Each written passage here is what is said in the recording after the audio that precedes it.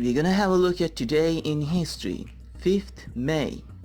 On this day in 1991, Serie A gave us one of the most classic games in the history of football.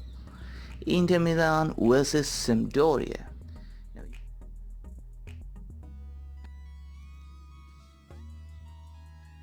Dropped in, I think. And Pagliuca again.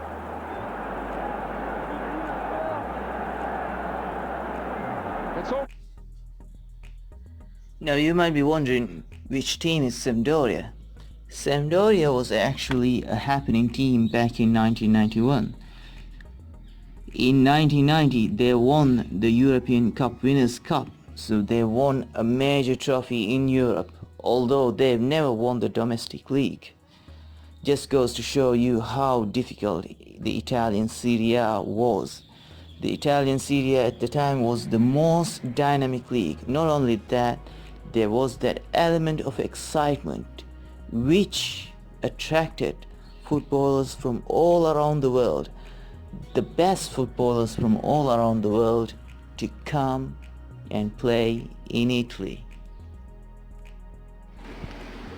Socrates with that great looping stride that he's got, takes it into the danger area when everybody expected the cross.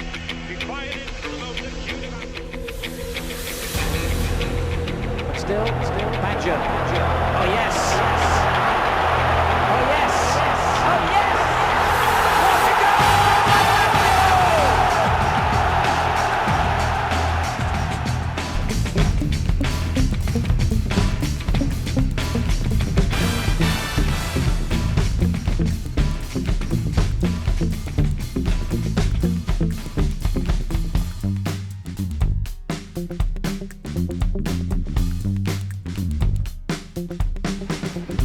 Never before were people so excited about a domestic league. Never since were people so excited about a domestic league.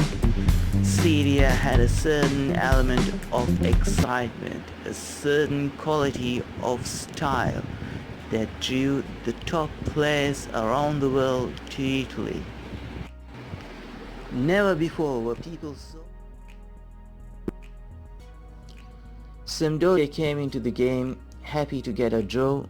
Inter Milan, on the other hand, they needed to make sure that they really won the game. A loss was out of question. Should Inter lose this game? Simple mathematics here.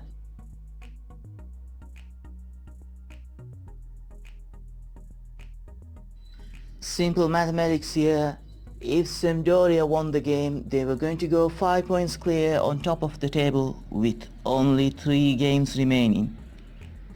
Essentially, the title is in their bag. Because should Sampdoria win the game, it's going to leave Inter Milan with the Hercules task of winning the last 3 games of the most dynamic league during that time, the Italian Serie A. And accomplishing this Hercules task still doesn't guarantee Inter Milan the title,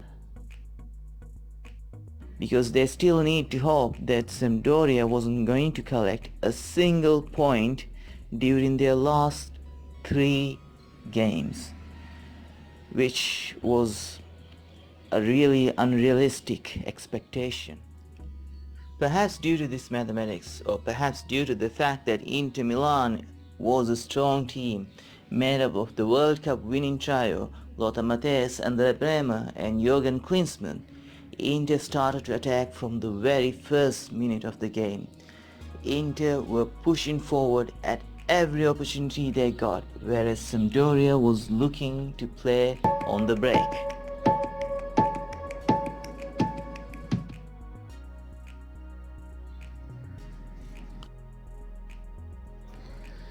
Inter Milan not only forced the Sampdoria goalkeeper to make great saves, Inter Milan also forced the Sampdoria goalkeeper to be extremely versatile. It was as if this was a documentary for goalkeeping.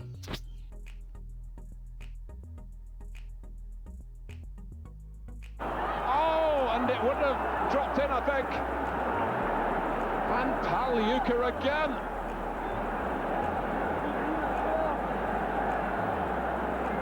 It's almost a coaching class of goalkeeping skills. Had to move his feet quickly to backpedal.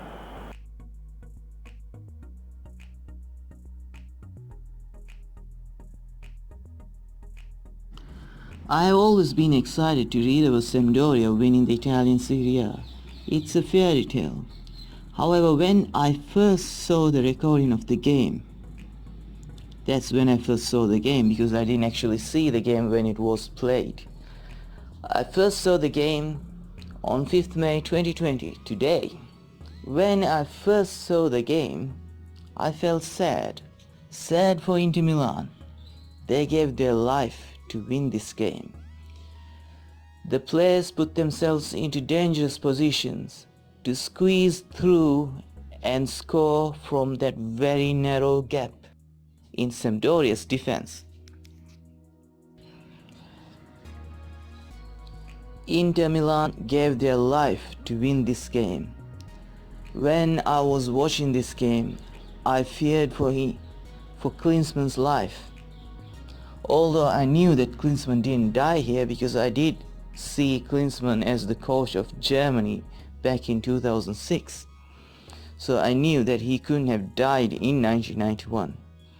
Although I knew it, when I saw this for the first time in 2020, I really feared for his life. Squeezing through the narrow gap in the Sampdoria defense just to get that goal, I feared and I felt sad to see Inter Milan lose. But still, there remains that excitement of seeing Sampdoria win the Italian Serie A.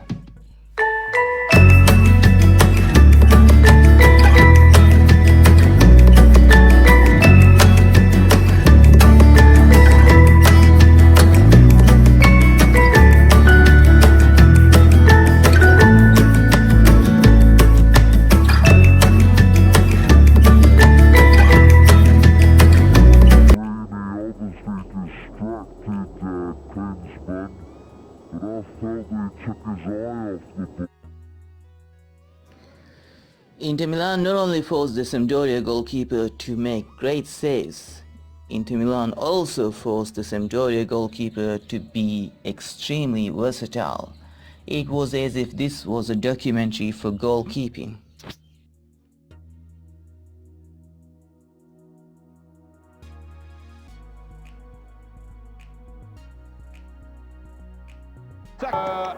Going to grab the first goal.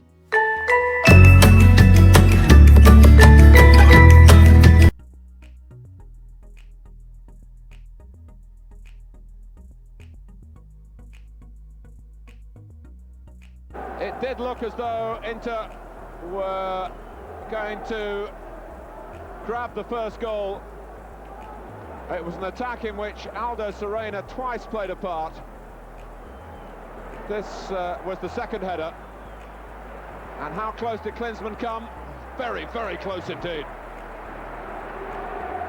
Well, I feel that must go down as a good chance. It was an intelligent header from Serena back across the goal. I feel he spotted Klinsmann at the far post. Pellegrini obviously distracted Klinsmann, but I felt that he took his eye off the ball. If he had not been so concerned with Pellegrini's boot, although it's easy to say that when you're not down the field, I'm sure he would have connected with the header. Mancini turning away from Stringara, trying